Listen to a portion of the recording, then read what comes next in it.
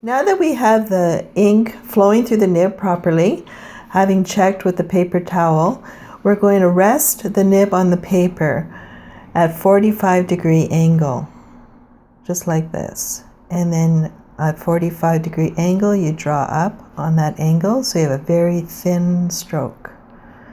This is the angle you keep the pen nib at all times to create everything, and you'll get all your thick and thin strokes where they belong. And this is very important to do to begin.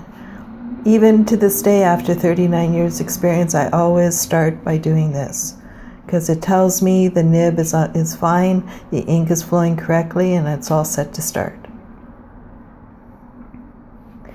And once you feel comfortable doing that, you can go straight down. And at the bottom, you can see 45-degree angle there. And the 45 is, of course, at the top.